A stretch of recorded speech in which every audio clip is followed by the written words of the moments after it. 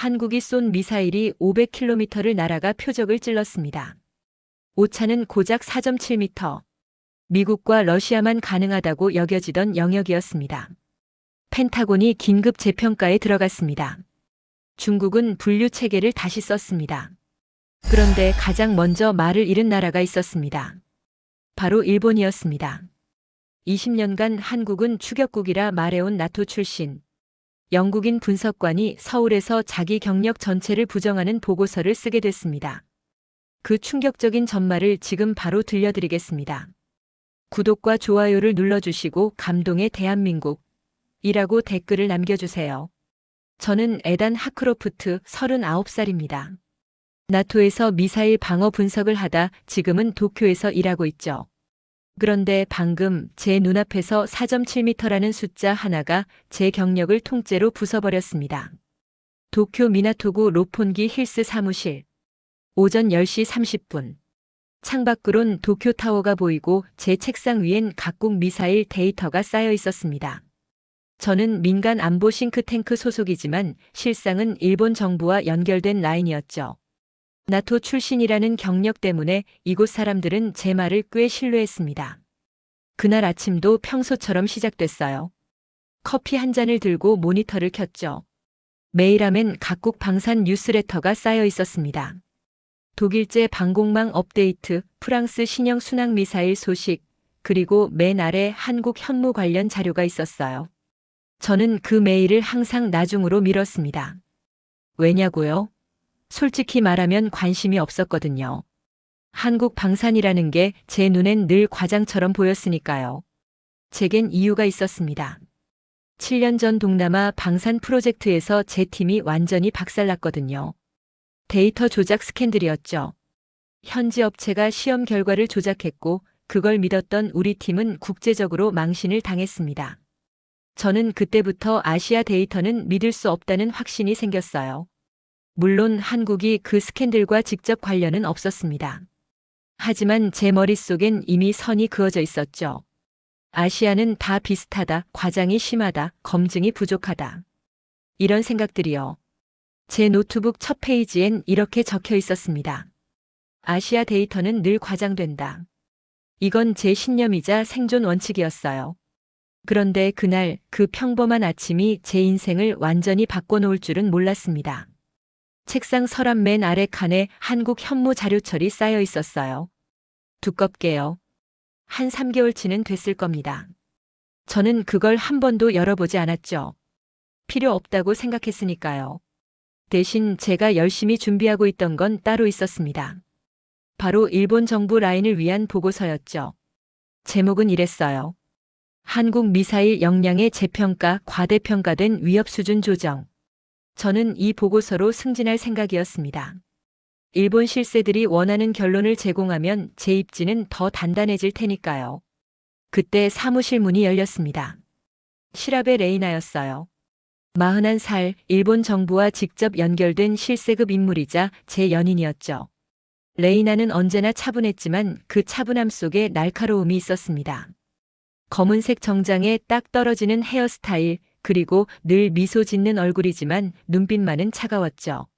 레이나가 제 책상 앞에 섰습니다. 보고서 초안 작성 어때요? 그녀가 물었어요. 잘 되고 있습니다. 제가 대답했죠. 다음 주엔 초안 드릴 수 있을 것 같아요. 레이나가 고개를 끄덕였습니다. 좋아요. 그런데 에단 확실히 해둬야 할 게 있어요. 한국을 모니터링 수준으로 정리해 주세요. 위협 등급을 낮추는 방향으로요. 저는 속으로 불편함을 느꼈습니다. 물론 저도 한국을 과대평가라고 생각했지만 레이나의 말투엔 뭔가 정치적인 냄새가 났거든요. 데이터보다 결론이 먼저 정해진 느낌이랄까요. 하지만 저는 고개를 끄덕였습니다. 알겠습니다. 그렇게 하죠. 레이나가 미소를 지으며 제 어깨를 가볍게 두드렸어요. 에다는 역시 믿을만해요. 당신이 쓴 보고서라면 다들 믿을 거예요. 나토 출신이잖아요. 그 순간 저는 뭔가 이상한 기분이 들었습니다.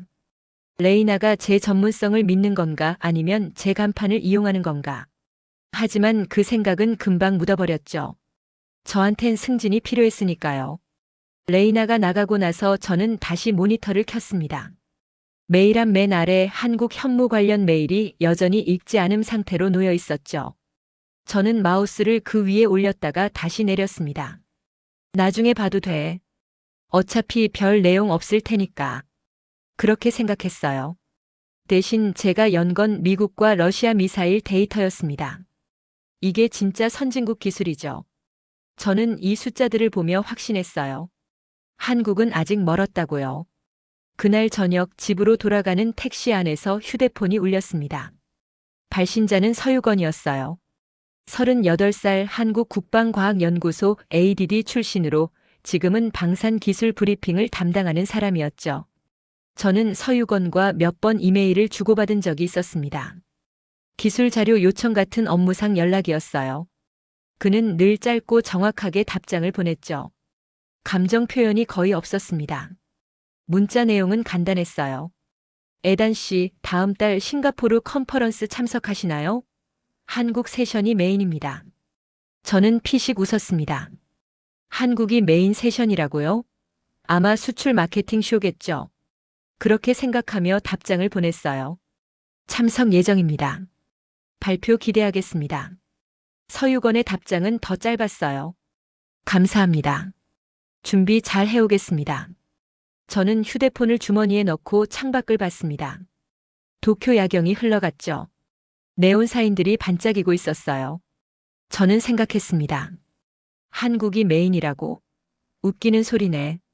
기껏해야 파워포인트 쇼일 텐데. 하지만 그때 제 머릿속에 이상한 느낌이 스쳤습니다. 왜 싱가포르 학회 측이 한국을 메인으로 잡았을까? 학회 운영진들은 꽤 까다로운 사람들인데. 저는 고개를 저었어요. 아마 스폰서십이겠지. 돈을 많이 냈거나. 그렇게 결론 내렸습니다. 집에 도착해서 노트북을 열었습니다.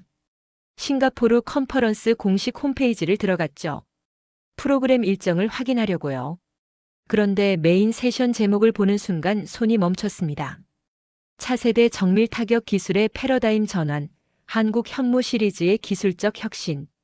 세부 내용엔 이렇게 적혀 있었어요. 10톤급 탄두 중량, 원형 공산 오차 8m 이하, 지하 120m 관통 능력. 저는 무의식적으로 계산기를 두드렸습니다. 10톤급이면 벙커버스터급이고 CP 8m면 미국 JDAM 수준인데 지하 120m라고. 손이 떨렸습니다. 하지만 저는 스스로를 다독였죠. 과장이야. 늘 그렇잖아. 실제론 절반도 안 될 거야. 저는 노트북을 덮고 침대에 누웠습니다. 하지만 잠이 오지 않았어요. 자꾸만 그 숫자들이 머릿속을 맴돌았거든요. 10톤, CP 8m, 120m. 새벽 3시까지 뒤척이다가 결국 다시 노트북을 켰습니다. 한국 현무에 대한 자료를 검색했죠. 위키피디아, 전문 포럼, 방산 뉴스 사이트들. 대부분은 공개된 기본 정보뿐이었습니다. 하지만 몇몇 전문가 포럼에서 흥미로운 댓글을 발견했어요. 한국 미사일 기술이 예상보다 훨씬 앞서 있다는 내용이었죠. 어떤 전직 미군 장교는 이렇게 썼더군요. 한국의 발전 속도를 과소평가하지 마라. 그들은 조용히 움직이지만 결과는 시끄럽다. 저는 피식 웃었습니다. 과장이네. 하지만 웃으면서도 마음 한구석이 불편했어요. 다음 날 아침 사무실에 출근하니 레이나가 이미 와 있었습니다. 그녀가 제 책상으로 다가왔어요. 에단, 싱가포르 컨퍼런스 가는 거 맞죠? 레이나가 물었습니다. 네, 참석 예정입니다. 제가 대답했죠. 레이나의 표정이 조금 굳었어요. 한국 세션 보고 올 거예요? 아마도요. 메인 세션이라길래. 레이나가 잠시 말이 없었습니다. 그러더니 조용히 말했어요. 너무 심각하게 받아들이지 마세요. 마케팅일 뿐이에요. 저는 고개를 끄덕였지만 속으로 의아했습니다. 레이나가 왜 이렇게 신경 쓰지? 단순한 학회 발표인데. 그때 레이나가 제 휴대폰을 슬쩍 봤습니다. 화면에 서유건과의 문자 기록이 떠 있었거든요. 에단, 한국 쪽 담당자랑 연락하고 있어요? 레이나가 물었어요. 목소리가 차가워졌습니다. 저는 순간 식은땀이 났어요. 업무상 연락입니다. 자료 요청 관련이에요. 레이나가 제 눈을 똑바로 봤습니다. 에단, 당신은 어느 편인지 확실히 해야 해요. 우린 같은 배를 타고 있잖아요. 저는 그 말에 뭔가 압박을 느꼈습니다. 레이나는 제 연인이자 상사였죠. 그녀의 말을 거스르는 건 커리어 자살이나 마찬가지였어요. 알겠습니다. 제가 조심스럽게 대답했습니다. 걱정 마세요. 레이나가 미소를 지었지만 눈빛은 여전히 차가웠어요. 그녀는 제 어깨를 톡톡 치고는 자기 자리로 돌아갔습니다. 저는 모니터를 보며 한숨을 쉬었어요. 뭔가 복잡하게 꼬여가는 느낌이었죠. 사랑과 승진, 진실과 충성 사이에서 저는 점점 갈팡질팡하고 있었습니다. 그날 저녁 저는 서랍 맨 아래 칸을 열었습니다. 한국 현무 자료처를 꺼냈죠. 먼지가 약간 쌓여 있었어요. 첫 장을 넘겼습니다. 기술 사양, 시험 결과, 개발 타임라인. 생각보다 상세했어요. 그런데 이상한 건 모든 자료에 검증기관 마크가 찍혀 있다는 거였죠. 독립시험평가 완료, 제3자 검증 통과, 국제표준 충족. 이런 문구들이 곳곳에 박혀 있었습니다.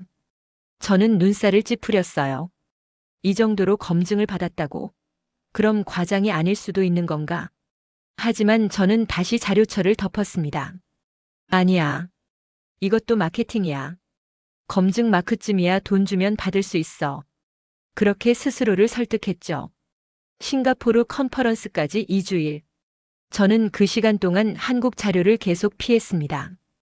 보고 싶지 않았거든요. 제 확신이 흔들릴까봐 두려웠어요. 싱가포르행 비행기표를 끄는 날 레이나가 저를 저녁 식사에 초대했습니다. 긴자의 고급 스시집이었죠. 촛불이 은은하게 타오르는 프라이빗 룸에서 레이나가 사케를 따라줬어요. 에단, 이번 출장 조심해요. 그녀가 말했습니다. 무슨 뜻이죠? 제가 물었어요. 레이나가 잔을 들어 올리며 웃었습니다. 한국 사람들은 말을 잘해요. 설득력 있게 포장하죠. 하지만 당신은 전문가잖아요. 속지 마세요. 저는 불편한 마음으로 고개를 끄덕였습니다. 걱정 마세요.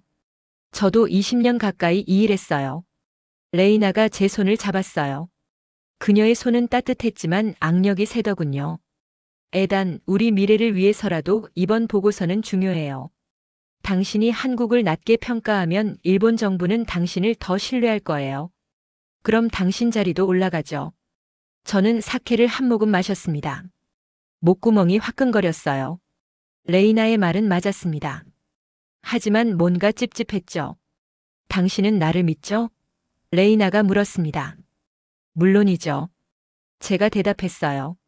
레이나가 미소를 지었습니다. 그럼 됐어요. 싱가포르 다녀와서 좋은 소식 기대할게요. 저는 그날 밤 레이나의 아파트에 묵었습니다. 하지만 잠을 이룰 수 없었어요. 레이나는 제 옆에서 편안하게 자고 있었지만 저는 천장만 바라봤죠. 사랑과 일이 이렇게 뒤섞여야 하나? 저는 스스로에게 물었습니다. 하지만 답은 나오지 않았어요. 다음 날 아침 사무실에 나갔더니 책상 위에 두꺼운 봉투가 놓여 있었습니다. 발신자는 일본 방위성이었죠. 봉투를 열어보니 내부 자료였어요. 한국 미사일 위협 평가 현황이라는 제목이었습니다. 내용을 읽는데 점점 이상한 느낌이 들었어요. 자료 대부분이 한국을 낮게 평가하고 있었거든요. 그런데 근거가 빈약했습니다. 구체적인 숫자보다는 추측과 가정이 많았죠. 예를 들면 이런 식이었어요. 한국의 주장은 과장되었을 가능성이 높음. 실제 성능은 공개 수치의 60에서 70%로 추정. 가능성, 예상. 이런 단어들이 즐비했습니다. 저는 자료를 덮으며 한숨을 쉬었어요. 이게 일본 방위성의 공식 평가라고. 너무 허술한데. 하지만 저는 그 자료를 제 보고서 참고 문헌에 넣기로 했습니다. 레이나가 원하는 결론을 뒷받침해 줄 테니까요. 이틀 뒤 싱가포르로 출발하는 날이 왔습니다. 하네다 공항에서 탑승 수속을 하는데 휴대폰이 울렸어요. 레이나였습니다. 잘 다녀와요. 그리고 기억해요. 당신은 나토 출신이에요. 아시아 업체들보다 당신이 훨씬 위에요. 네, 알겠습니다. 제가 대답했죠. 레이나가 한 박자 쉬고 말했어요. 사랑해요, 에단. 저도요. 제가 대답했지만 목소리엔 힘이 없었습니다. 전화를 끊고 나서 탑승구로 걸어가는데 마음이 무거웠어요. 사랑한다는 말이 압박처럼 느껴졌거든요. 비행기 안에서 저는 노트북을 꺼냈습니다. 컨퍼런스 자료를 다시 훑어봤죠. 한국 세션은 둘째 날 오전 10시였습니다. 메인홀에서 진행된다고 했어요. 발표자는 서유건. 발표 시간은 50분에 질의응답 20분. 저는 서유건의 양력을 찾아봤습니다. 서울대 기계공학과 ADD 15년 근무 현무 시리즈 개발 참여, 현재 방산기술 브리핑 담당. 경력은 나쁘지 않았어요. 하지만 저는 여전히 의심했죠.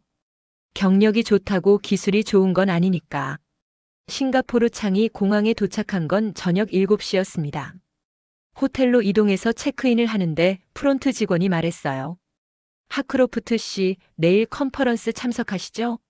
한국 세션 인기가 대단하던데요. 그래요? 제가 물었습니다. 네, 벌써 좌석이 80% 찼대요. 보통 메인 세션도 60%인데 이례적이래요. 저는 속으로 비웃었어요. 마케팅 잘했네. 사람들 호기심을 자극했나 봐. 호텔 방에 짐을 풀고 샤워를 하고 나니 밤 10시였습니다. 저는 침대에 앉아 노트북을 켰어요. 메일함을 확인했죠. 서유건에게서 메일이 와 있었습니다. 발송 시간은 3시간 전이었어요. 제목은 간단했습니다. 내일 발표 자료 사전 공유. 첨부 파일을 열어봤습니다. 파워포인트 파일이었죠. 슬라이드는 총 65장. 첫 장은 제목이었어요. 현무 시리즈의 기술적 진화와 운용 개념. 부제는 공개 가능한 범위 내 데이터 공유였습니다. 저는 눈살을 찌푸렸어요. 공개 가능한 범위? 그럼 비공개 데이터가 따로 있다는 건가? 슬라이드를 넘겼습니다. 개발 연역, 기술 사양, 시험 결과, 운용 시나리오. 모든 게 깔끔하게 정리돼 있었어요. 그런데 이상한 건 숫자들이었습니다. 제가 예상했던 것보다 훨씬 구체적이었거든요. 현무 2C. 사거리 800km, 탄두 중량 500kg, 원형 공산 오차 20m 이하. 현무 3. 사거리 3000km, 탄두 중량 2톤, CP 15m 이하. 현무 4. 사거리 800km, 탄두 중량 2톤, CP 10m 이하, 지하 100m 관통. 저는 계산기를 두드렸습니다. 이 수치들이 맞다면 한국은 이미 미국 MLRS 수준인데? 아니, 어떤 부분은 더 나은데? 손이 떨렸습니다. 하지만 저는 고개를 저었어요. 슬라이드 숫자야. 실전 데이터가 아니야. 그렇게 스스로를 달랬죠. 슬라이드를 계속 넘기다가 한 장에서 멈췄습니다. 시험 결과 영상 첨부라는 제목이었어요. 영상을 재생했습니다. 화면엔 사막 같은 곳에 표적이 설치돼 있었죠. 큰 콘크리트 구조물이었어요. 미사일이 날아왔습니다. 화면이 확대되며 착탄 순간을 보여줬죠. 폭발. 연기가 거치자 표적이 완전히 파괴돼 있었습니다. 화면 하단에 숫자가 떴어요. 원형 공산 오차 6.3m. 저는 영상을 멈췄습니다. 6.3m? 이게 진짜라고? 영상을 다시 돌려봤어요. 3번, 4번, 5번. 볼수록 이상한 점을 찾을 수 없었습니다. 조작 흔적이 없었거든요. 저는 노트북을 덮고 침대에 누웠습니다. 천장을 바라보며 생각에 잠겼죠. 만약 저 숫자가 진짜라면 제가 지금까지 쓴 보고서 초안은 전부 틀린 거잖아. 레이나에게 약속한 것도 지킬 수 없고. 하지만 저는 다시 부정했어요. 영상 하나로 뭘 알아. 통제된 환경에서 찍었을 거야. 실전은 다르지. 새벽 2시까지 뒤척이다가 결국 잠들었습니다. 꿈속에서 숫자들이 날아다녔어요. 6.3, 10, 15, 20. 그 숫자들이 제 머리 위로 쏟아져 내렸죠. 다음 날 아침 컨퍼런스장에 도착했을 때 이미 사람들이 많이 모여 있었습니다. 로비에선 각국 방산 전문가들이 명함을 주고받고 있었죠. 저는 커피를 한 잔 들고 메인 홀로 향했습니다. 문을 열고 들어가니 좌석이 거의 다 찼더군요. 프론트 직원 말이 맞았어요. 저는 뒷좌석에 앉았습니다. 무대 위엔 대형 스크린이 설치돼 있었고 연단엔 마이크가 놓여 있었어요. 10시 정각. 사회자가 무대에 올라왔습니다. 신사숙녀 여러분, 오늘 메인 세션을 시작하겠습니다. 발표자는 대한민국 방산청 서유건 박사님입니다. 박수 소리가 울렸습니다. 저는 기계적으로 손뼉을 쳤어요. 무대 옆문이 열리고 서유건이 걸어 나왔습니다. 키가 크고 마른 체격이었어요. 검은색 정장에 안경을 쓴 모습이 전형적인 연구원 같았죠. 그런데 이상한 건 그의 표정이었습니다. 긴장한 기색이 전혀 없었거든요. 담담하고 차분했어요. 마치 일상적인 브리핑을 하러 나온 것처럼. 서유건이 연단 앞에 섰습니다. 마이크를 잡고 천천히 말했어요. 여러분 반갑습니다. 저는 대한민국에서 왔습니다. 오늘 제가 보여드릴 내용은 현무미사일 시리즈의 기술적 특징입니다. 다만 한 가지 말씀드릴 게 있습니다. 그가 잠시 멈췄어요. 홀 안이 조용해졌습니다. 오늘은 공개 가능한 범위의 데이터만 공유합니다. 그 한마디에 홀 안 공기가 바뀌었습니다. 사람들이 웅성거리기 시작했죠. 공개 가능한 범위라니? 그럼 비공개 데이터가 있다는 건가? 저도 긴장했습니다. 심장이 빨리 뛰었어요. 공개 데이터만으로도 저 수치를 보여준다면 비공개는 얼마나 대단하다는 거지. 서유건이 슬라이드를 넘겼습니다. 화면엔 현무 시리즈 개발 연역이 나왔어요. 그는 담담한 목소리로 설명했습니다. 우리는 지난 20년간 독자적인 미사일 기술을 개발해왔습니다. 외국 기술에 의존하지 않았죠. 모든 핵심 부품을 국산화했습니다. 슬라이드가 넘어갔습니다. 부품 국산화율 표였어요. 구동장치 98%, 유도장치 95%, 탄두 100%. 저는 속으로 중얼거렸어요. 100%? 정말? 서유건이 계속 말했습니다. 독자 개발의 장점은 명확합니다. 외부 제약이 없죠. 우리가 원하는 대로 설계하고 시험하고 개선할 수 있습니다. 다음 슬라이드. 시험 횟수 통계였어요. 현무2는 230회, 현무3는 150회, 현무4는 90회. 저는 깜짝 놀랐습니다. 이렇게 많이 시험했다고. 미국도 이 정도는 안 하는데. 서유건의 목소리는 여전히 담담했습니다. 시험은 거짓말하지 않습니다. 데이터가 쌓이면 신뢰가 생기죠. 그 순간 저는 뭔가 이상한 느낌을 받았어요. 서유건은 자랑하지 않았습니다. 그냥 사실을 나열할 뿐이었죠. 그런데 그 담담함이 오히려 더 무서웠어요. 서유건이 슬라이드를 계속 넘겼습니다. 화면엔 현무포의 상세 사양이 나왔어요. 탄두 중량 2톤, 사거리 800km, 원형 공산 오차 10m 이하, 지하 관통 깊이 100m. 숫자들이 하나씩 나올 때마다 홀 안 사람들이 웅성거렸습니다. 저도 숨이 막혔어요. 10m CP라고? 이건 미국 JDAM급인데 100m 관통이면 웬만한 지하 벙커는 다 뚫는다는 건데. 서유건이 말했습니다. 이 수치는 이론값이 아닙니다. 실제 시험 결과의 평균치입니다. 홀 안이 더 시끄러워졌어요. 평균치라고? 그럼 최고치는 얼마란 말이지? 저는 주먹을 꽉 쥐었습니다. 손바닥에 땀이 났죠. 이건 마케팅이 아니야. 진짜 데이터잖아. 서유건이 다음 슬라이드를 띄웠습니다. 화면엔 시험 영상이라는 제목이 있었어요. 조명이 어두워졌습니다. 스크린에 영상이 재생됐죠. 사막 같은 곳이었어요. 넓은 평지에 콘크리트 표적이 설치돼 있었습니다. 표적 옆엔 계측 장비들이 보였죠. 카메라가 하늘을 향했습니다. 점 하나가 보이더니 점점 커졌어요. 미사일이었습니다. 순식간에 표적을 향해 떨어졌죠. 엄청난 속도였어요. 쾅! 폭발음이 홀을 가득 채웠습니다. 사람들이 움찔했어요. 저도 의자에서 튕겼죠. 연기가 거쳤습니다. 표적은 완전히 파괴돼 있었어요. 주변 땅도 움푹 패여 있었죠. 화면 하단에 숫자가 떴습니다. 착탄점 편차 6.3m, 관통 깊이 102m. 저는 숨을 멈췄어요. 6.3m? 102m? 영상이 멈췄습니다. 조명이 다시 켜졌죠. 홀 안은 조용했어요. 모두가 충격에 빠진 것 같았습니다. 서유건이 담담하게 말했습니다. 방금 보신 건 작년 9월에 실시한 시험입니다. 독립검증기관이 참관했죠.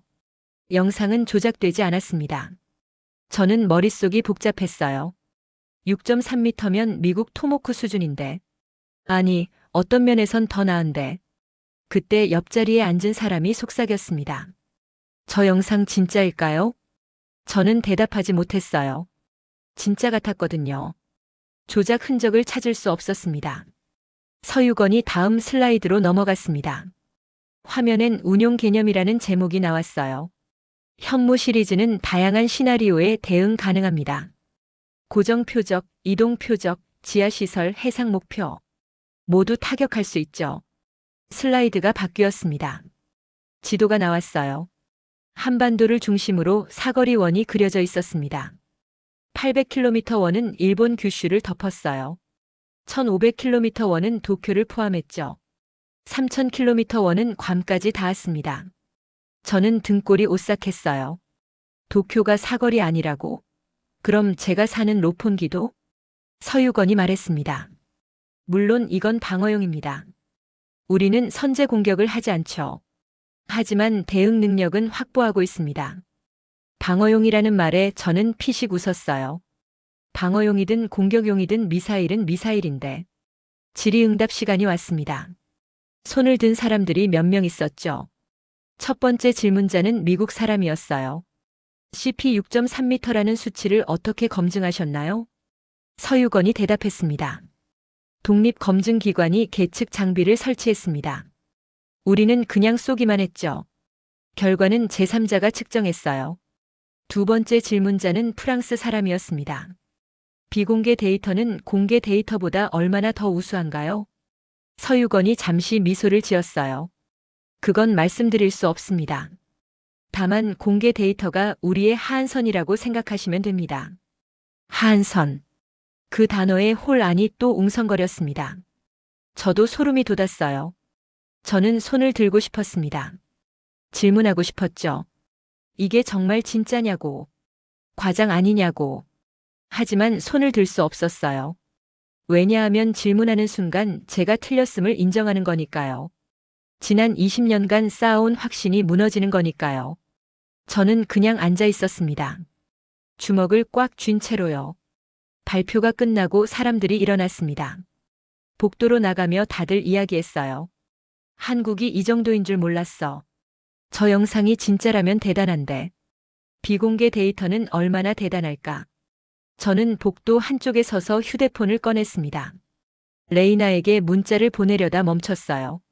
뭐라고 써야 할지 모르겠더군요. 한국 발표 들었습니다. 생각보다 괜찮네요. 이렇게 쓸까?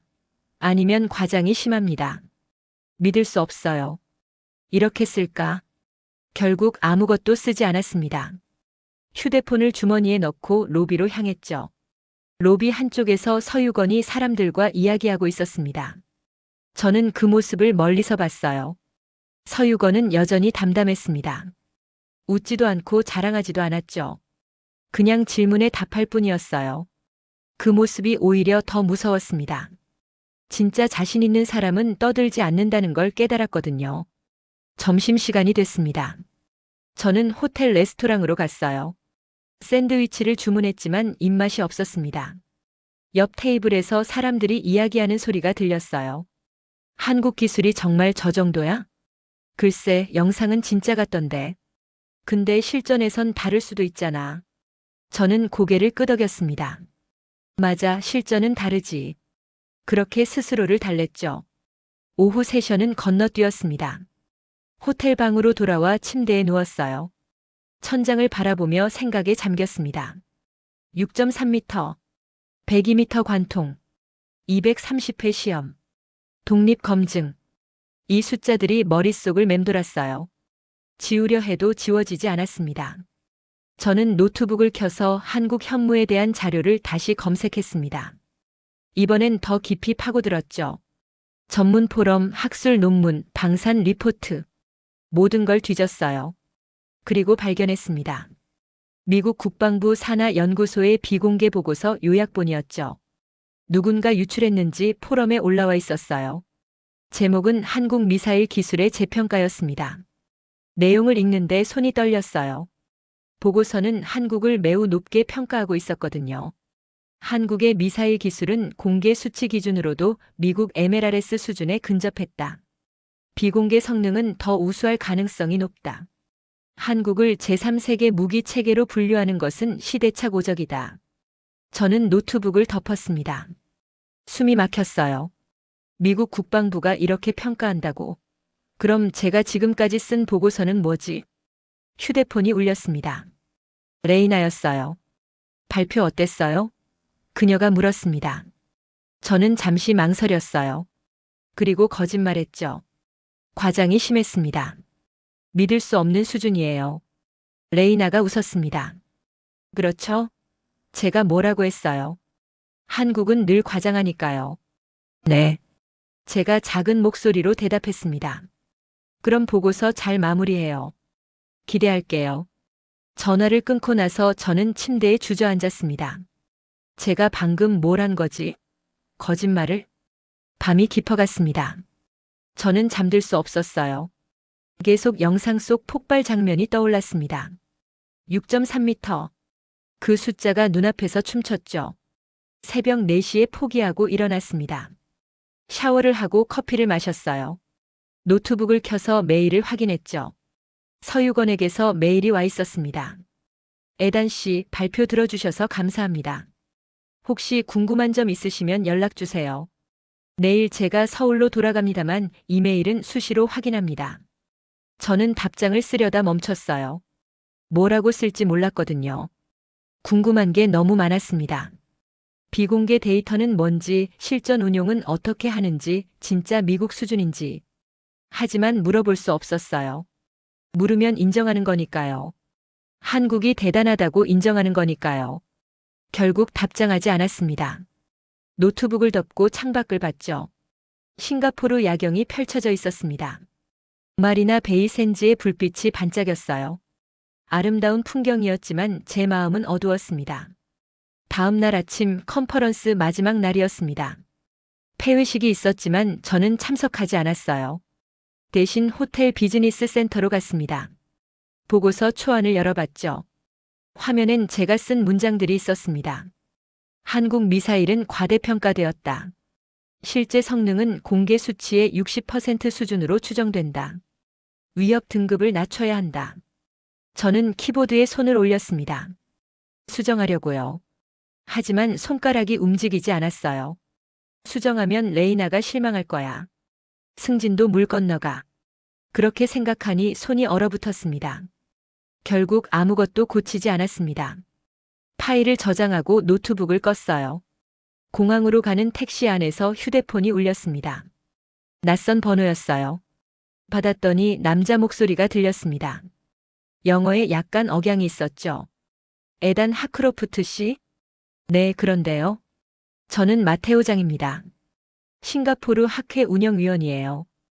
혹시 시간 되시면 잠깐 만날 수 있을까요? 마테오장. 그 이름을 듣는 순간 기억이 떠올랐습니다.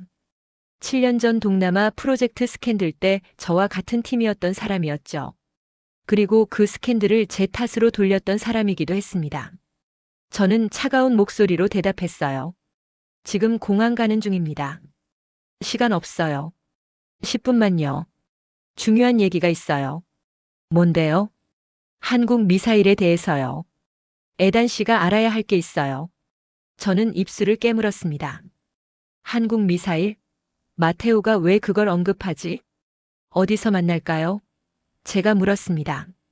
공항 라운지에서 봐요. 제가 거기 있을게요. 택시 기사에게 천천히 가달라고 했습니다. 공항에 도착해서 라운지로 갔죠. 마테오가 소파에 앉아 있었습니다. 36살 중국계 싱가포르인이었어요. 깔끔한 정장에 안경을 쓴 모습이 엘리트 같았죠. 그가 저를 보고 일어났습니다. 오랜만이에요, 에단. 저는 악수하지 않았어요. 그냥 맞은편에 앉았죠. 할 말이 뭔데요? 마테오가 웃었습니다. 역시 직설적이네요. 좋아요. 그럼 바로 얘기할게요. 그가 가방에서 태블릿을 꺼냈습니다. 화면을 제게 보여줬어요. 중국 국방부 내부 보고서였습니다. 물론 비공개 문서였죠. 한국 미사일 기술 긴급 재평가. 그게 제목이었어요. 저는 화면을 뚫어지게 봤습니다. 보고서 날짜는 6개월 전이었어요. 마테오가 말했습니다. 중국은 이미 재평가 끝냈어요. 한국을 더 이상 제3세계로 보지 않아요. 저는 침을 삼켰습니다. 중국이? 진짜? 네. 그리고 미국도 마찬가지예요. 비공식적으로 분류 체계를 다시 쓰고 있대요. 저는 손이 떨렸어요. 미국과 중국이 동시에? 그럼 진짜 한국이 대단하다는 건가? 마테오가 태블릿을 집어넣으며 말했습니다. 에단, 당신 아직도 한국을 과장이라고 생각해요? 저는 대답하지 못했습니다. 마테오가 비웃듯 웃었어요. 7년 전에도 당신은 데이터를 안 믿었죠. 그래서 팀이 망했고요. 저는 화가 났습니다. 그건 당신 탓이기도 해요. 당신이 날 팔아넘겼잖아요. 마테오가 어깨를 으쓱했습니다. 그건 생존이었어요. 어쨌든 지금 중요한 건 한국이에요. 당신이 계속 부정하면 또 망할 거예요. 저는 자리에서 일어났습니다. 할 말 끝났어요? 마테오가 명함을 건넸습니다. 생각 바뀌면 연락해요. 제가 중국 쪽 데이터 더 보여줄 수 있어요. 저는 명함을 받지 않고 돌아섰습니다. 라운지를 나와 탑승구로 걸어갔죠. 마음이 복잡했습니다. 중국도 재평가했다고? 미국도? 그럼 저만 모르는 바보인가? 비행기에 탑승했습니다. 좌석에 앉아 안전벨트를 맸죠. 옆자리 승객이 신문을 읽고 있었어요. 싱가포르 타임스였습니다. 일면에 한국 미사일 발표가 실려 있었죠. 한국 현무 미사일 세계 최고 수준 정밀도 자랑. 그게 헤드라인이었어요. 저는 눈을 감았습니다. 도망치고 싶었어요. 이 모든 게 악몽이길 바랐죠. 도쿄로 돌아온 다음 날 사무실에 출근했습니다. 레이나가 제 책상으로 왔어요. 어떻게 됐어요? 보고서는요? 저는 거짓말을 이어갔습니다. 거의 다 됐어요. 다음 주엔 드릴 수 있을 것 같아요. 레이나가 만족스럽게 웃었습니다. 잘했어요. 기대할게요. 그녀가 돌아가고 나서 저는 모니터를 켰습니다. 메일함엔 각종 메시지가 쌓여 있었죠. 그중 하나가 눈에 띄었습니다. 발신자는 미국 국방부 산하연구소 출신인 제임스 캠벨이었어요. 70대 노신사로 미사일 방어 분야의 권위자였죠. 저는 예전에 나토 시절 캠벨과 함께 일한 적이 있었습니다. 그는 엄격하지만 공정한 사람이었어요. 메일 제목은 간단했습니다. 한국 현무에 대해. 본문을 읽었습니다. 에단, 자네 싱가포르 컨퍼런스 갔다고 들었네. 한국 발표 들었나? 내가 최근 한국 데이터를 검토했는데 놀라웠네. 공개 수치도 보수적이더군. 실제론 더 우수할 걸세. 자네 보고서 쓴다면 이 점 고려하게. 과소평가하면 안 되네. 저는 화면을 뚫어지게 봤습니다. 캠벨이 이렇게 말한다고? 그 엄격한 캠벨이? 손이 떨렸어요. 캠벨은 과장을 극도로 싫어하는 사람이었습니다. 그가 한국을 높게 평가한다는 건 진짜라는 뜻이었죠. 저는 답장을 썼습니다. 캠벨 박사님, 한국 수치가 과장 아닐까요? 검증이 부족한 것 같은데요. 답장이 10분 만에 왔습니다. 과장 아니네. 독립 검증 받았어. 미국 측도 확인했고. 자네 아직도 아시아 편견 못 버렸나? 데이터를 봐야지 출신을 보면 안 되네. 저는 의자에 깊이 앉았습니다. 캠벨한테 편견이라는 말을 들을 줄은 몰랐어요. 그날 저녁 저는 홀로 술을 마셨습니다. 로폰기 작은 바에서 위스키를 연달아 들이켰죠. 취기가 오르자 머릿속이 복잡해졌습니다. 한국이 진짜 대단하다면? 제 보고서는? 레이나는? 제 경력은? 모든 게 흔들렸어요. 다음 날 아침 숙취로 머리가 깨질 것 같았습니다. 그런데 휴대폰에 문자가 와 있었어요. 서유건이었습니다.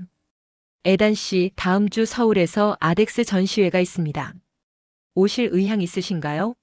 비공개 브리핑도 준비되어 있습니다. 아덱스. 서울국제항공우주 및 방위산업 전시회였죠. 저는 고민했습니다. 가야 하나? 안 가야 하나? 가면 더 많은 걸 알게 될 거예요. 그럼 보고서를 못 쓸 수도 있죠. 안 가면 모른 척할 수 있어요.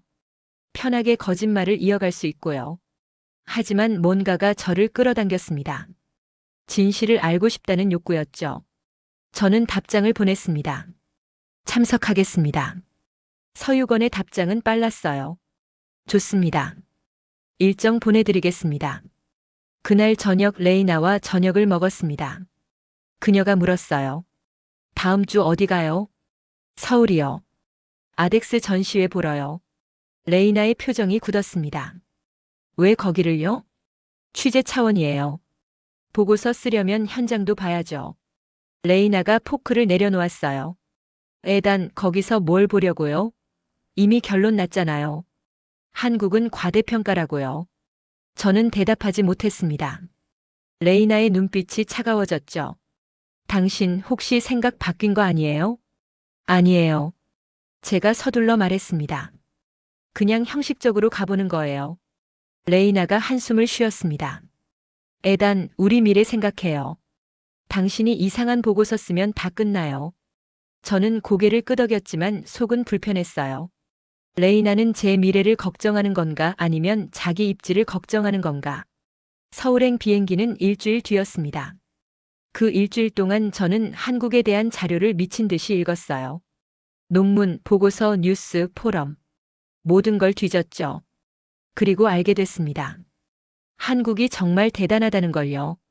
국산화율, 시험 횟수, 수출 실적, 기술 수준. 모든 지표가 제 예상을 뛰어넘었어요. 특히 놀라운 건 개발 속도였습니다. 한국은 10년 만에 미국이 30년 걸린 기술을 따라잡았거든요. 어떻게 이게 가능하지? 저는 스스로에게 물었습니다. 답은 간단했어요. 절박함. 한국은 생존을 위해 무기를 만들었죠. 수출을 위해서가 아니라요. 서울 인천공항에 도착한 건 월요일 아침이었습니다. 날씨는 맑았어요. 공항 밖으로 나오니 서유건이 서 있었습니다. 그는 제게 손을 흔들었죠. 에단 씨, 오랜만입니다. 우리는 악수했습니다. 서유건의 악수는 단단했어요. 차로 이동하는 동안 서유건이 일정을 설명했습니다. 오늘은 전시장 둘러보시고 내일 비공개 브리핑 참석하시면 됩니다. 비공개 브리핑엔 뭐가 있나요? 제가 물었어요. 서유건이 잠시 미소를 지었습니다. 공개할 수 없었던 데이터들이요. 저는 심장이 두근거렸습니다. 공개 데이터도 저 정도인데 비공개는 얼마나 대단할까. 전시장에 도착했습니다. 킨텍스였어요. 거대한 건물이었죠. 안으로 들어가니 각국 부스가 즐비했습니다. 미국, 러시아, 프랑스, 독일. 세계 유수의 방산 업체들이 모여 있었어요. 그리고 한국 부스가 있었습니다. 가장 큰 공간을 차지하고 있었죠. 서유건이 저를 안내했습니다. 이쪽으로 오세요. 한국 부스는 놀라웠습니다. 실물 크기 미사일 모형, 대형 스크린, 인터랙티브 디스플레이. 모든 게 최첨단이었어요. 벽면엔 수출 지도가 걸려 있었습니다. 폴란드, 아랍에미리트, 호주, 사우디. 빨간 핀이 박혀 있었죠. 저는 지도를 보며 물었습니다. 이렇게 많이 수출했어요? 서유건이 고개를 끄덕였습니다. 네. 그리고 대기 중인 나라도 많아요. 왜 한국 무기를 사죠? 제가 물었어요. 서유건이 담담하게 대답했습니다. 성능과 가격 때문이에요. 그리고 신뢰성이죠. 신뢰성? 네. 우리는 납기를 지킵니다. 약속한 성능을 냅니다. 애프터 서비스도 확실하고요. 저는 고개를 끄덕였습니다. 당연한 것 같지만 방산에선 당연한 게 어려운 거였죠. 다음 섹션으로 이동했습니다. 생산 라인 영상이 재생되고 있었어요. 공장 내부였습니다. 로봇 팔들이 정밀하게 부품을 조립하고 있었죠. 깨끗하고 체계적이었어요. 내레이션이 흘러나왔습니다. 국산화율 98%. 모든 핵심 부품을 자체 생산합니다. 저는 화면을 뚫어지게 봤습니다. 98%? 이건 거의 완전 독립이잖아. 서유건이 말했습니다. 외국 부품에 의존하지 않으니 생산이 안정적이에요. 정치 상황에도 영향받지 않고요. 저는 이해했습니다. 독립성이 곧 경쟁력이구나. 다음은 시험 데이터 섹션이었습니다. 대형 모니터에 그래프들이 떠 있었어요. 명중률, 관통 깊이, 비행 안정성. 모든 그래프가 높은 수준을 보여줬죠. 그리고 한 문장이 눈에 들어왔습니다. 200회 이상 실사격 시험 완료. 저는 숨을 멈췄어요. 200회? 미국도 이 정도는 안 하는데. 서유건이 설명했습니다. 시험은 거짓말하지 않아요. 데이터가 쌓이면 신뢰가 생기죠. 저는 싱가포르에서 들었던 말을 떠올렸습니다. 똑같은 말이었어요. 전시장을 다 둘러보는데 2시간이 걸렸습니다. 나올 때쯤엔 머리가 복잡했어요. 이건 한 무기가 아니라 체계였습니다. 개발, 생산, 시험, 수출, 유지, 보수. 모든 게 하나로 연결된 시스템이었죠. 저는 깨달았습니다. 한국은 무기를 파는 게 아니라 신뢰를 파는구나. 서유건이 물었습니다. 내일 비공개 브리핑 준비되셨죠? 저는 고개를 끄덕였습니다. 네. 근데 뭘 준비해야 하나요? 서유건이 잠시 미소를 지었어요. 마음만 준비하시면 됩니다. 놀랄 준비요. 그날 저녁 호텔방에서 저는 노트북을 켰습니다. 보고서 파일을 열었죠. 화면엔 여전히 그 문장들이 있었어요. 한국은 과대평가되었다. 실제 성능은 공개 수치의 60%다. 저는 키보드 위에 손을 올렸습니다. 지우려고요. 하지만 손가락이 움직이지 않았어요. 지우면 뭐라고 쓸지 모르겠더군요. 진실을 쓰면? 그럼 레이나는? 승진은? 제 미래는? 저는 노트북을 덮고 침대에 누웠습니다. 잠이 오지 않았어요. 새벽 4시에 일어나 창밖을 봤습니다. 서울 야경이 펼쳐져 있었죠. 남산타워 불빛이 반짝이고 있었어요. 저는 생각했습니다. 내일 비공개 브리핑을 들으면 모든 게 끝날 거야. 더 이상 부정할 수 없을 거야. 두렵고도 기대됐습니다. 다음 날 아침 서유건이 호텔로 데리러 왔습니다. 우리는 차를 타고 대전으로 이동했어요. 국방과학연구소 ADD였습니다. 보안이 삼엄했죠. 게이트에서 신분 확인을 3번이나 받았어요. 건물 안으로 들어가니 복도가 길게 이어져 있었습니다. 벽면엔 역대 개발 무기 사진들이 걸려 있었죠. 서유건이 저를 회의실로 안내했습니다. 문을 열고 들어가니 10명 정도가 앉아 있었어요. 모두 외국인이었습니다. 폴란드, 아랍에미리트, 싱가포르, 호주. 각국 방산 담당자들이었죠. 그리고 한쪽 구석에 낯익은 얼굴이 보였습니다. 마테오 장이었어요. 그가 저를 보고 손을 흔들었습니다. 저는 고개만 끄덕였죠. 회의실 앞쪽엔 대형 스크린이 있었습니다. 그리고 테이블 위엔 보안 스티커가 붙은 자료집이 놓여 있었어요. 자리에 앉자마자 안내방송이 나왔습니다. 휴대폰은 회의실 밖 보관함에 맡겨주시기 바랍니다. 촬영은 금지입니다.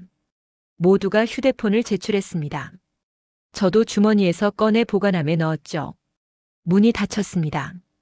서유건이 앞으로 나왔어요. 여러분, 오늘 브리핑은 제한 등급입니다.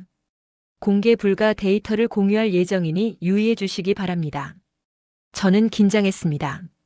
심장이 빠르게 뛰었어요. 서유건이 첫 슬라이드를 띄웠습니다. 화면엔 현무4 플러스라는 제목이 나왔어요. 현무4의 개량형입니다. 아직 공개되지 않은 버전이죠. 슬라이드가 넘어갔습니다. 사양이 나왔어요. 탄두 중량 2.5톤. 사거리 1000km. 원형 공산 오차 4.7m. 지하 관통 깊이 128m. 저는 숨이 막혔습니다. 4.7m?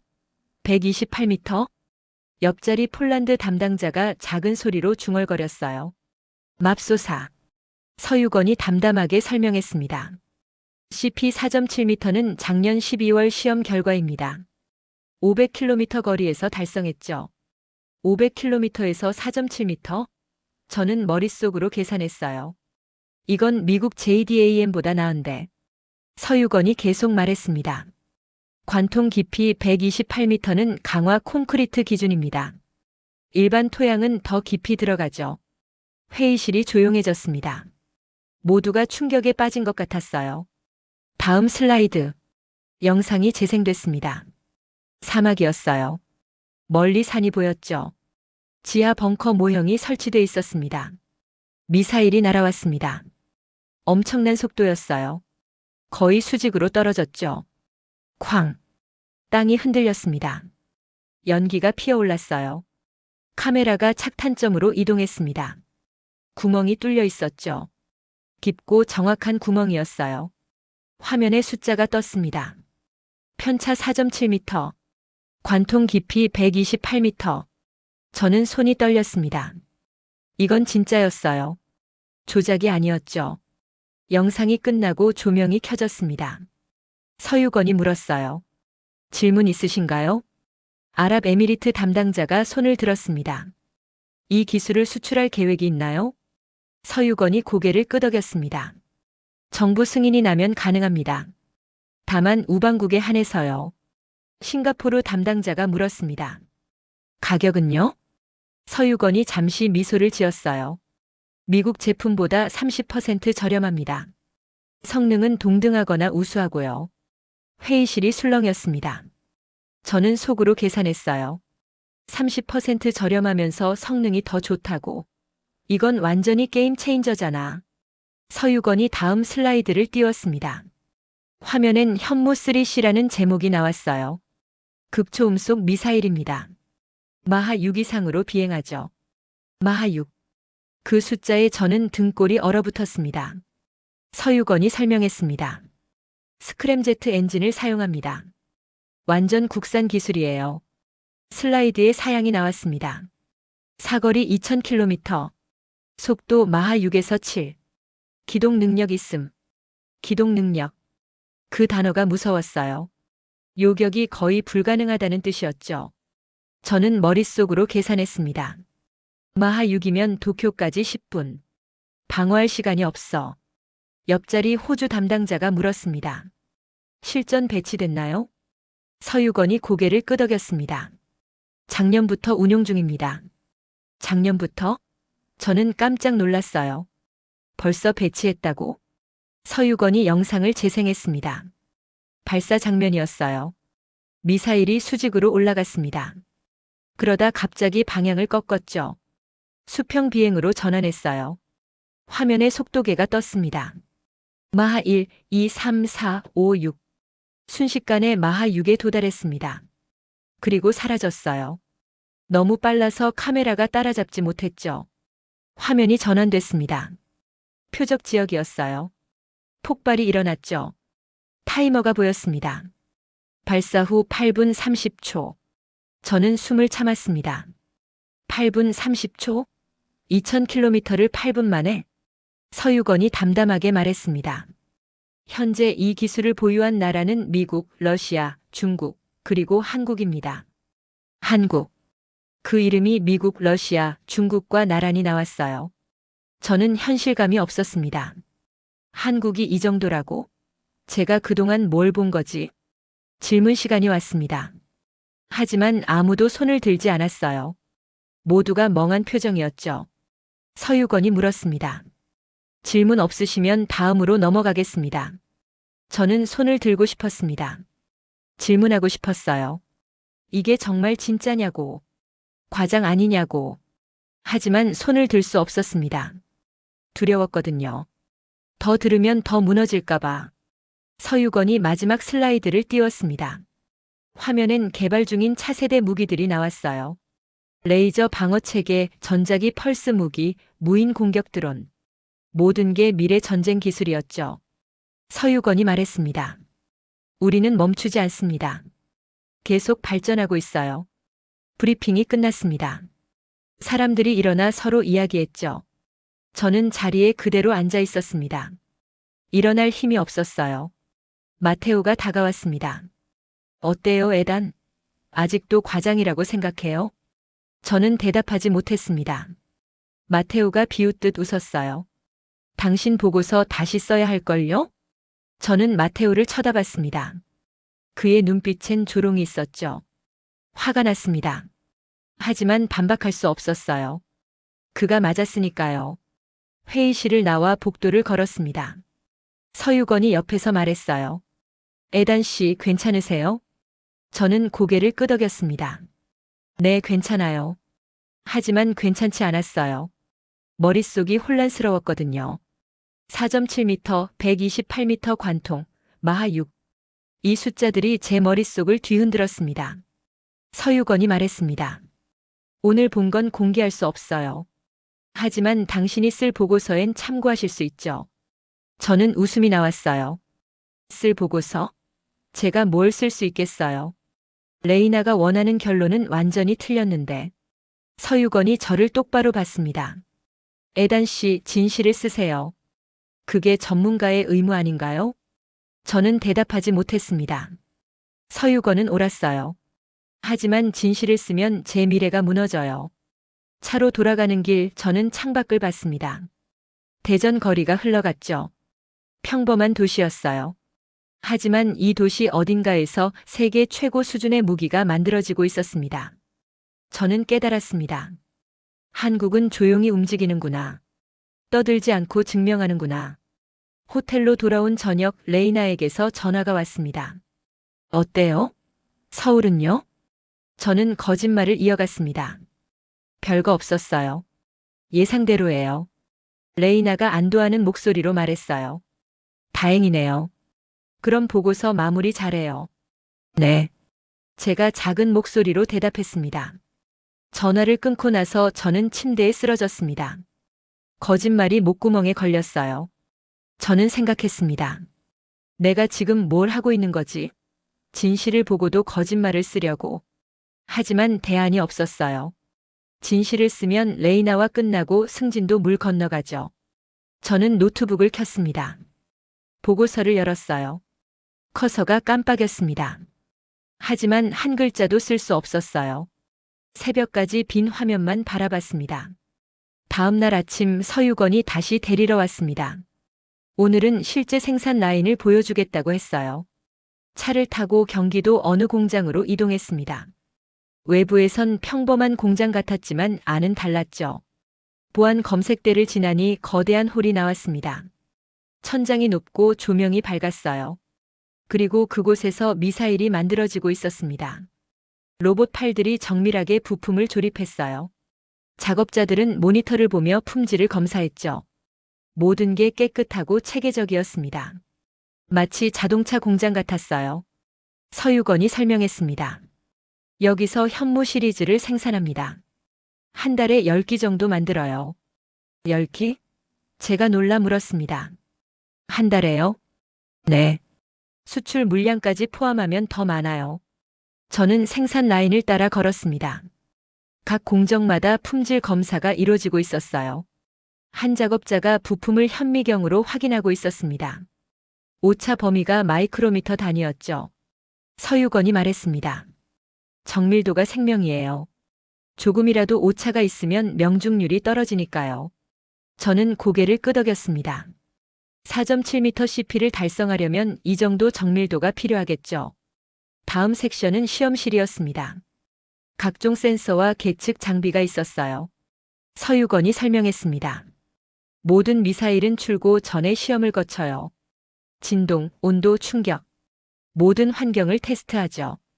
벽면엔 시험 결과 그래프들이 붙어 있었습니다. 합격률 99.8%라고 적혀 있었어요. 저는 놀랐습니다. 99.8%? 이건 거의 완벽한 수준인데. 서유건이 말했습니다. 불량품은 절대 나가지 않아요. 우리 명성이 걸려 있으니까요. 공장을 다 둘러본 뒤 회의실로 이동했습니다. 서유건이 차를 대접했어요. 에단 씨, 솔직히 물어봐도 될까요? 뭔가요? 제가 대답했습니다. 처음 우리 기술을 어떻게 생각하셨어요? 저는 잠시 망설였습니다. 그리고 정직하게 말했죠. 과장이라고 생각했어요. 믿을 수 없었죠. 서유건이 고개를 끄덕였습니다. 이해해요. 많은 사람이 그렇게 생각하죠. 지금은요? 그가 물었습니다. 저는 한숨을 쉬었어요. 지금은 제가 틀렸다는 걸 알았어요. 서유건이 미소를 지었습니다. 에단 씨, 데이터는 거짓말하지 않아요. 사람들이 편견 때문에 안 믿을 뿐이죠. 저는 그 말에 찔렸습니다. 맞았어요. 제가 편견에 사로잡혀 있었죠. 서유건이 계속 말했습니다. 우리가 자랑하지 않는 이유가 있어요. 자랑은 의심을 낳거든요. 대신 우리는 결과로 보여줘요. 결과. 그 단어가 제 가슴을 쳤습니다. 서유건이 마지막으로 말했어요. 에단 씨, 보고서 쓰실 때 한 가지만 기억해 주세요. 이 수치는 자랑이 아니라 검증 결과라는 걸요. 저는 고개를 끄덕였습니다. 목이 메었어요. 서울로 돌아가는 차 안에서 저는 창밖을 봤습니다. 고속도로 옆으로 공장들이 지나갔죠. 평범한 풍경이었어요. 하지만 그 안에서 세계를 놀라게 할 무기들이 만들어지고 있었습니다. 저는 어린 시절을 떠올렸습니다. 아버지가 해준 말이었죠. 에단, 강한 나라는 떠들지 않아. 시스템으로 증명하지. 그때는 무슨 뜻인지 몰랐어요. 하지만 지금은 알았습니다. 한국이 바로 그랬어요. 떠들지 않고 시스템으로 증명했죠. 호텔에 도착해서 짐을 챙겼습니다. 내일 아침 도쿄로 돌아가는 비행기였어요. 저는 노트북을 켰습니다. 보고서 파일을 열었죠. 제목이 눈에 들어왔습니다. 한국 미사일 역량의 재평가, 과대평가된 위협 수준 조정. 저는 제목을 지웠습니다. 그리고 새로 썼어요. 한국 미사일 역량의 긴급 재평가, 일본이 놓친 시간. 손이 떨렸습니다. 이 제목은 레이나가 원하는 게 아니었어요. 하지만 진실이었죠. 저는 본문을 쓰기 시작했습니다. 한국의 미사일 기술은 과소평가되었다. 공개 데이터만으로도 미국 수준에 근접했으며 비공개 성능은 더 우수하다. 원형 공산 오차 4.7m, 지하 관통 128m, 마하 6극초 음속. 이 수치들은 과장이 아니라 검증된 사실이다. 글을 쓰는 동안 눈물이 났습니다. 제 경력이 무너지는 소리가 들렸거든요. 하지만 멈출 수 없었어요. 진실을 써야 했습니다. 새벽 4시까지 썼습니다. 20페이지 분량이었어요. 마지막 문단을 쓸 때 손이 떨렸습니다. 일본은 한국을 과소평가하는데 20년을 낭비했다. 그 시간 동안 한국은 세계 정상급으로 올라섰다. 이제 우리는 선택해야 한다. 계속 부정할 것인가 아니면 현실을 인정하고 대응할 것인가. 파일을 저장했습니다. 그리고 메일을 열었어요. 수신자의 레이나 이메일을 입력했습니다. 첨부 파일로 보고서를 붙였죠. 제목은 최종 보고서라고 썼습니다. 마우스를 전송 버튼 위에 올렸습니다. 클릭하면 모든 게 끝나요. 저는 눈을 감았습니다. 심호흡을 했죠. 그리고 클릭했습니다. 메일이 전송됐습니다. 저는 노트북을 덮고 침대에 쓰러졌습니다. 온몸에 힘이 빠졌어요. 하지만 마음은 가벼웠습니다. 처음으로 정직했거든요. 도쿄로 돌아온 다음 날 사무실에 출근했습니다. 평소보다 일찍 나왔어요. 책상에 앉자마자 레이나에게서 메일이 왔습니다. 제목은 당장 내 사무실로였습니다. 저는 심장이 두근거렸어요. 보고서를 읽었구나. 레이나 사무실 문을 노크했습니다. 들어오라는 목소리가 들렸죠. 문을 열고 들어가니 레이나가 책상에 앉아 있었습니다. 얼굴이 굳어 있었어요. 책상 위엔 제 보고서가 프린트돼 있었습니다. 빨간 펜으로 줄이 그어져 있었죠. 레이나가 차갑게 말했습니다. 이게 뭐예요? 제 보고서입니다. 제가 대답했어요. 레이나가 보고서를 집어 던졌습니다. 책상 위로 날아와 바닥에 떨어졌죠. 이게 보고서라고? 레이나가 소리쳤어요. 내가 뭐라고 했어요? 한국을 낮게 평가하라고 했잖아요. 저는 침착하게 대답했습니다. 하지만 그건 사실이 아니에요. 한국은 과소평가되었어요. 레이나가 책상을 쳤습니다. 사실이 뭐가 중요해요? 우리 입장이 중요하죠. 저는 고개를 저었습니다. 전문가로서 거짓말할 수 없어요. 레이나가 비웃었어요. 전문가? 당신 나토에서 잘렸잖아요. 여기서도 잘리고 싶어요? 그 말에 저는 화가 났습니다. 저는 실력으로 여기 왔어요.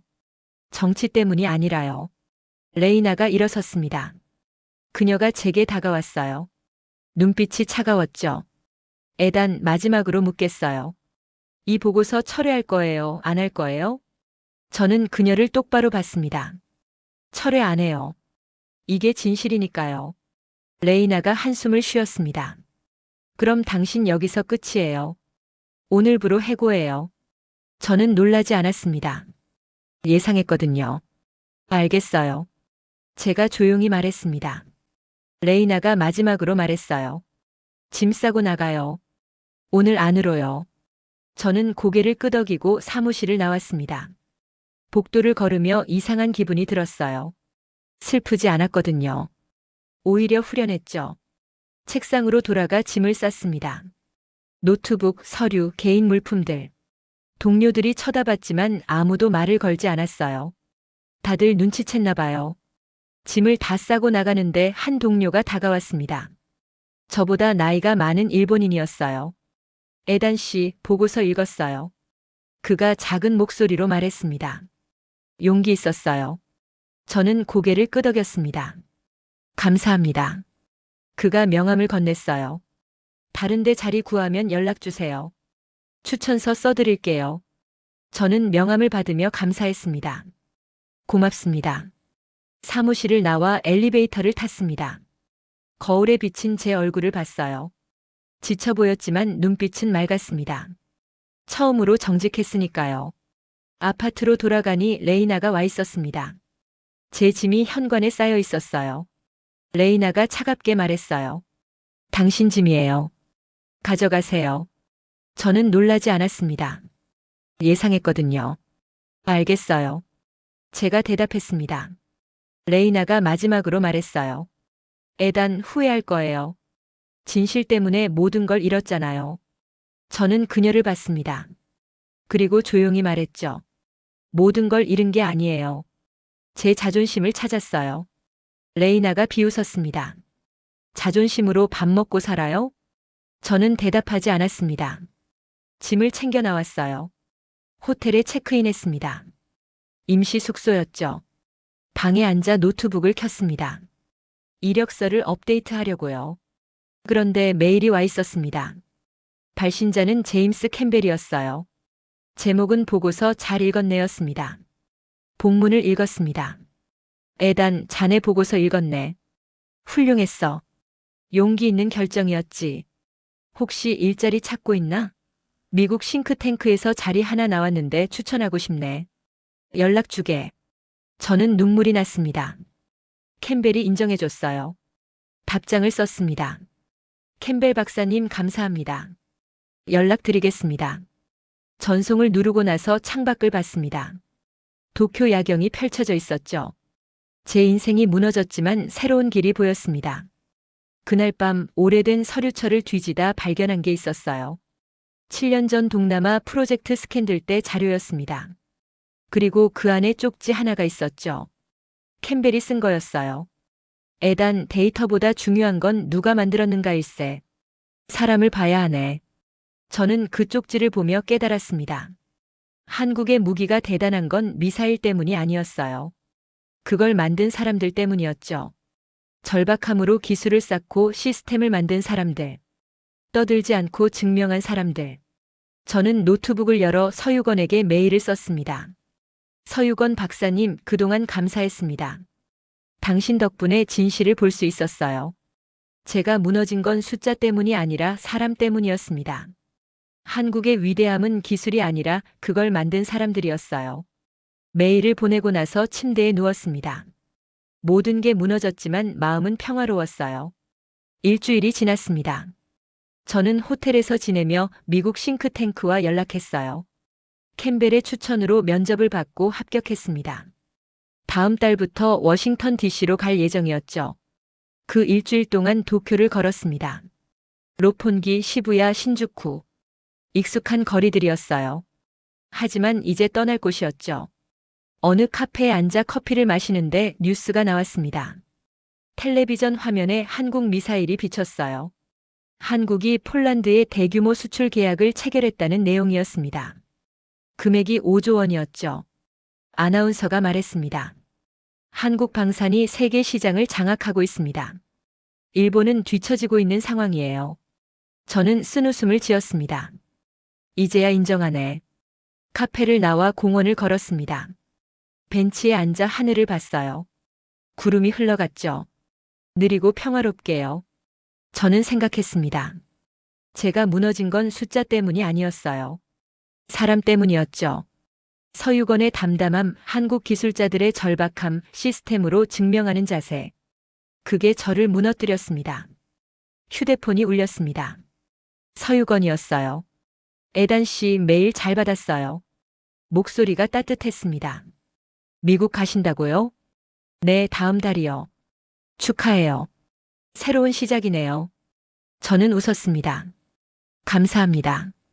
박사님 덕분이에요. 서유건이 말했습니다. 에단 씨, 한 가지만 말씀드릴게요. 편견이 아니라 데이터를 봐주세요. 그리고 사람을 봐주세요. 저는 고개를 끄덕였습니다. 네, 명심하겠습니다. 전화를 끊고 나서 저는 공원을 계속 걸었어요. 아이들이 뛰어놀고 있었습니다. 웃음소리가 들렸죠. 평화로운 풍경이었어요. 하지만 그 평화는 누군가의 노력으로 지켜지는 거였죠. 한국의 미사일처럼요. 저는 깨달았습니다. 진정한 강함은 떠드는 게 아니라 조용히 준비하는 거라는 걸요. 미국으로 떠나는 날 공항에서 마지막으로 도쿄를 봤습니다. 아름다운 도시였어요. 하지만 제겐 더 이상 집이 아니었죠. 비행기에 탑승했습니다. 창가 자리에 앉아 이륙을 기다렸어요. 옆자리에 한국 사람이 앉았습니다. 젊은 엔지니어 같았어요. 그가 노트북을 열어 뭔가 작업하고 있었습니다. 화면엔 복잡한 설계도가 보였죠. 저는 물었습니다. 무슨 일 하세요? 그가 웃으며 대답했어요. 방산 쪽이요. 다음 세대 미사일 설계하고 있어요. 저는 놀랐습니다. 다음 세대요? 지금도 충분히 대단한데요. 그가 겸손하게 말했습니다. 아직 멀었어요. 더 발전해야죠. 저는 그 모습을 보며 확신했습니다. 한국은 멈추지 않겠구나. 비행기가 이륙했습니다. 도쿄가 작아졌어요. 저는 새로운 시작을 위해 날아가고 있었습니다. 워싱턴에 도착해서 첫 출근을 했습니다. 사무실은 깨끗하고 전문적이었어요. 캠벨이 저를 맞아줬습니다. 어서 와, 에단. 자네를 기다렸네. 감사합니다, 박사님. 캠벨이 제 어깨를 두드렸어요. 자네 보고서 읽고 감동받았네. 용기 있는 결정이었어. 저는 고개를 끄덕였습니다. 해야 할 일이었어요. 캠벨이 웃었습니다. 그래, 그게 전문가지. 이제 여기서 좋은 일 하세. 새 책상에 앉아 노트북을 켰습니다. 모니터 첫 화면에 현무 파일을 올려뒀어요. 그리고 한 줄 적었습니다. 편견이 아니라 데이터 그리고 사람을 보자. 이게 제 새로운 원칙이었습니다. 며칠 뒤 서유건에게서 메일이 왔습니다. 에단 씨 잘 지내시죠? 한국에서 새 프로젝트가 시작됐어요. 언젠가 다시 보여드릴 기회가 있길 바랍니다. 저는 답장을 썼습니다. 박사님 기대하겠습니다. 다음엔 편견 없이 보겠습니다. 메일을 보내고 창밖을 봤습니다. 워싱턴 거리가 보였어요. 새로운 도시, 새로운 시작이었죠. 하지만 배운 건 변하지 않았습니다. 진실은 숫자에 있는 게 아니라 사람에게 있다는 것. 강함은 떠드는 게 아니라 증명하는 거라는 것. 그리고 편견은 우리를 눈멀게 한다는 것. 저는 한국에서 이 모든 걸 배웠습니다. 4.7m라는 숫자가 아니라 그걸 만든 사람들에게서요. 그날 저녁 아파트에서 저는 오래된 사진첩을 펼쳤습니다. 나토 시절 사진들이 있었어요. 젊은 제 모습이 보였죠. 자신감 넘치던 시절이었습니다. 하지만 오만했던 시절이기도 했어요. 지금의 저는 달라졌습니다. 겸손해졌죠. 한국이 가르쳐줬거든요. 진정한 강함은 조용함 속에 있다는 걸요. 저는 사진첩을 덮고 노트북을 켰습니다. 새 프로젝트를 시작할 시간이었어요. 이번엔 편견 없이 데이터와 사람을 보며 일하겠다고 다짐했습니다. 한국이 보여준 것처럼요. 떠들지 않고 증명하는 것처럼요. 그게 제가 배운 가장 큰 교훈이었습니다. 4.7m는 단순한 숫자가 아니었어요. 그건 한국의 절박함이었고 시스템이었고 사람이었습니다. 그리고 그게 저를 바꿨습니다. 더 나은 전문가로, 더 정직한 사람으로요. 감동특별시의 이야기는 여러분의 구독과 좋아요, 작은 관심으로 이루어집니다. 감동 시민들의 이야기는 내일도 찾아오겠습니다. 감사합니다.